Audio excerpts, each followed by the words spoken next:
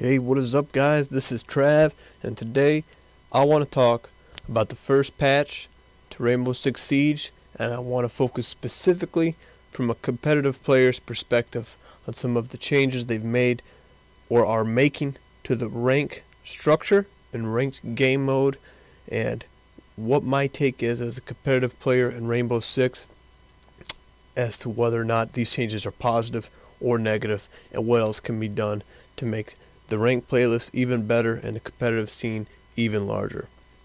So first of all, let's look at some of their patch notes. The first thing they said that caught my eye is when they explained why these changes, and this is coming from their forums post.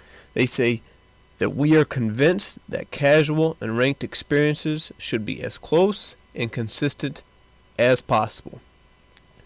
Players of casual matches should feel welcome to try a more competitive playlist and get a rating for their performances without having to relearn or readapt to new settings. Now, I understand what they're trying to do here. They're trying to keep casual players from being too afraid to try ranked. I get it.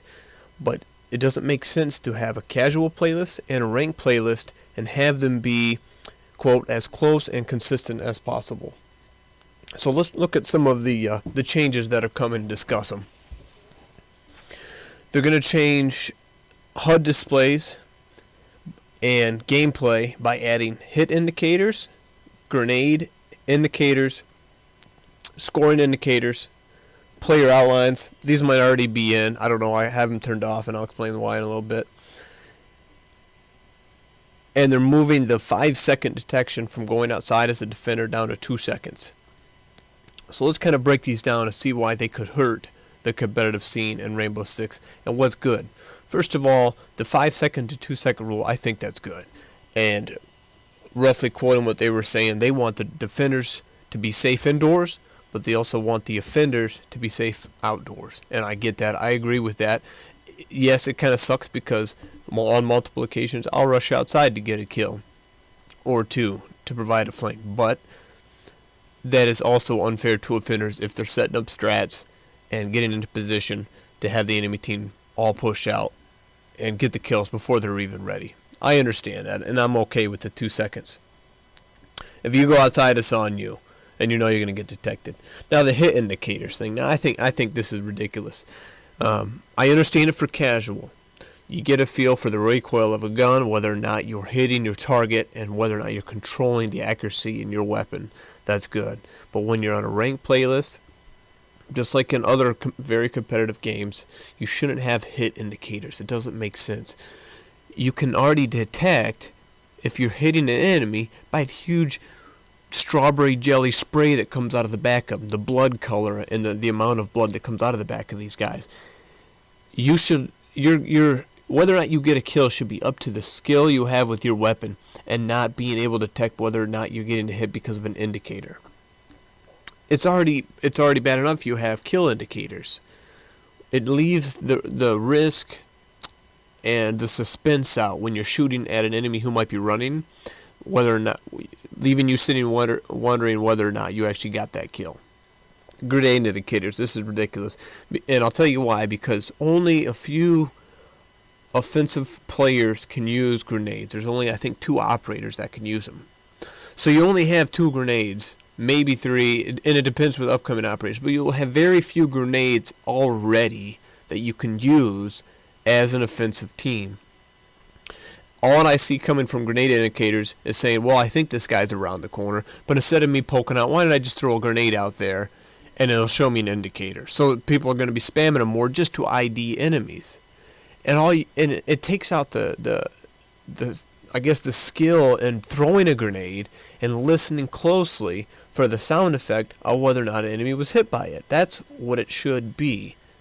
Because if you throw a grenade in a live battle and you hit somebody, you're not going to get an indicator pop up that you hit them. You better pay attention to the sounds. And that's also with indicators. Should be sound-based. Sound-based. Okay, this game, more than any other game I've played, as a competitive player, relies so much on detecting sounds in the environment and interpreting them for what they are, and it should stay that way. Adding a scoring indicator. Why would you add that? Because it is all it does is it makes it very easy to identify enemy devices or whatever that you've destroyed, whether it be through a breaching charge, a frag. I shouldn't know that I've taken out Thatcher's entry device because I get a point thing that pops up. I should know as a competitive player by the difference in the sound and the visual detection that these devices make. That's what separates skill from luck. I shouldn't be looking at my feed for what I've done. I should be interpreting my actions in game to know what I've done. Player outlines. Like I said, I don't know if they're on right now, but I don't think they should be. These are the friendly outlines that pop up. All your friendly players have a big white aura around them. I don't like them, and I'll give you an example. I was playing a map early on in ranked. I think it was ranked, but I was inside a room, and I had a friend rappelling outside, and I had an enemy step between us, and the blur from the player outline made it very difficult for me to see the enemy. And I was second guessing, and that got me killed. I can already look the direction of my friendlies and see where they are just by looking in the direction. I don't need this big glow around them to know. That detracts from me absorbing the information that the environment is giving me and coming to a determination of where my friends are in relation to the environment. So I've turned it off for both casual, ranked, whatever. On another note, they're also adding a hardcore playlist in the future where they're removing a lot of the HUD stuff and they're removing a lot of the indicators. And it's, from what I've gathered, it sounds a lot like ranked now, other than like the reload indicator. And that's kind of how it should be. It should be an intense, stimulus-based kind of action and reaction game. It shouldn't all be off feeds, indicators, point markers. It should be, how are you interpreting your surroundings in the game, and how are you and your team reacting to it? That's what it should be like. And I think adding a hardcore playlist is going to kind of divide the community. The people who want the hardcore competitive scene are going to be detracted from ranked or hardcore options, and I don't think that's going to help reinvigorate and reinforce the competitive scene in this game.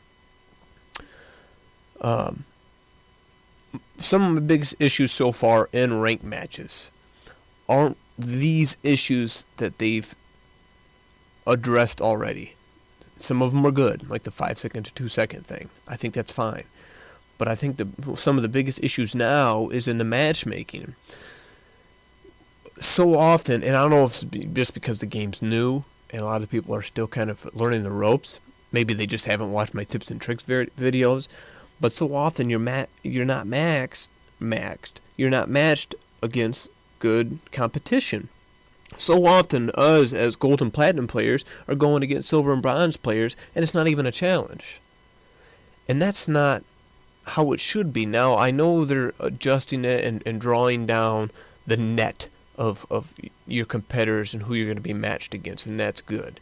Now, they say it might take a little bit longer to get matched, but that should be the focus of their updates, is to make ranked feel like you're ranking yourself against similar competitors. It shouldn't feel like casual, just up a notch. If you make it so that ranked is just matching casual, you're going to get more and more casual players coming to ranked, and they don't care about the win. They don't care about working as a team because it's the same thing. It's just you have an extra round. And because of that, you lose the consistency. You lose the whole premise of what a ranked playlist should be about. And that's raking competing teams and competing players against each other and presenting challenges to them. Let people play in casual. Let them try new strats. And that was what they were saying. We want the ranked guys to be able to try new strats in casual. That's fine. We already do that. We'll go in casual and just goof around or get warmed up.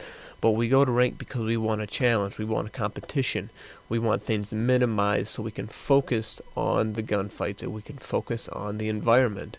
And they're detracting from that by adding everything for you, by holding your hand through the ranked process.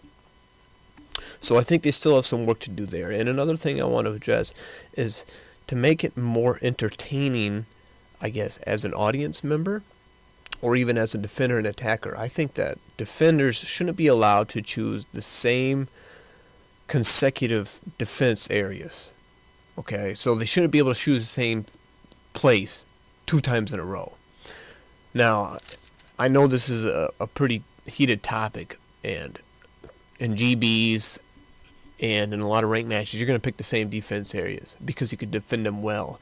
But by making it where they can't defend the same place 2 times in a row, that makes it where they have to diversify their strategy, diversify their teamwork, and learn to hold down different areas of the map and exploit different areas of the map than just the same old thing. So in a GB match, if you're playing a 4 and you're off host and you're defending the first round, if you win your 2 defenses because you're very good at defending one area, you could win that GB match.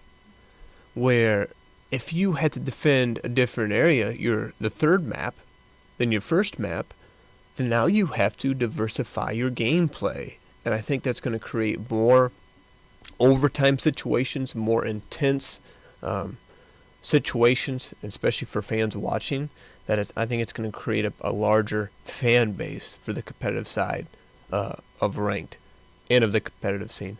Last thing I wanted to touch on would be cameras. I think what would be cool is if you had, instead of just the same camera placement, I know this would be hard to do because it's hard to locate cameras as a defender for the devs that are in positions that are useful. But I think if you had maybe 2 or 3 times more different camera areas and the cameras were to spawn in different positions, so they weren't always in the same spot, but they were always covering the same kind of areas. I think that would be pretty cool because as a defender, it would give you a chance to use cameras, and as an offender, you couldn't just shoot them out right away at their spawn. You would have to think outside the box and look for where the cameras are.